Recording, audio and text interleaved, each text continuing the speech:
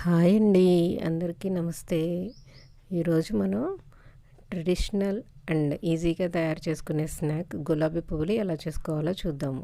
దీనికి కావాల్సిన పదార్థాలు బియ్యపిండి, శనగపిండి, ఉప్పు, కారం, ఇంకా డీప్ ఫ్రైకి సరిపడా ఆయిల్, అండ్ ఇంకా గులాబీ పువ్వులు చేసే గుత్తు ఉంటుంది కదండి, అది.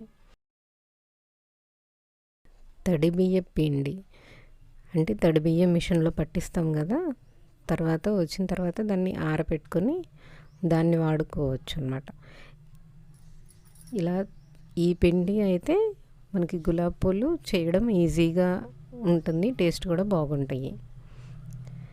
2 గ్లాసులు బియ్యం పిండి తీసుకున్న తర్వాత 1.5 గ్లాసు శనగపిండి తీసుకోవాలి. అంటే బియ్యం పిండి కన్నా కొంచెం తగ్గించి తీసుకోవాలి శనగపిండిని. దీనిలో సరిపడా ఉప్పు, కారం వేసుకోవాలి.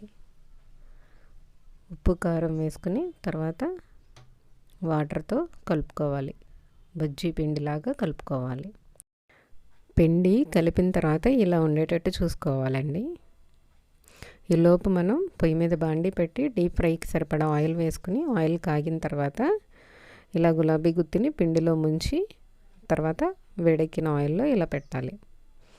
1 నిమిషం ఇలా వేడి అయిన తర్వాత మనం అట్లకాడ యూజ్ చేసి కొంచెం ఇలా ఒకసారి ప్రెస్ చేస్తే అది ఊడి వస్తుంది. మనం దీనిని ఇలా ముంచేటప్పుడు చూసుకోవాలండి, దాని పైన కూడా అంత పిండి అంటేటట్టు ఉండకూడదు, అప్పుడు తీయడం కష్టమవుతుంది. అందుకని కొంచెం సగం మునిగే వరకు ఉంచాలి, అంతే. ఇలా ఒకదాని తర్వాత ఒకటి మనకు బాండీలో ఎన్ని వేయగలమో అన్ని వేసుకోవాలి. ఇది ఆయిల్లో వేగడం కూడా ఎక్కువసేపు వేగవండి, తొందరగానే అయిపోతాయి. చూసుకుని వెంటనే తీసేయచ్చు. ఇప్పుడు గులాబీ పువ్వులు రెడీ. చేసుకునే ప్రాసెస్ ఈజీయేనండి.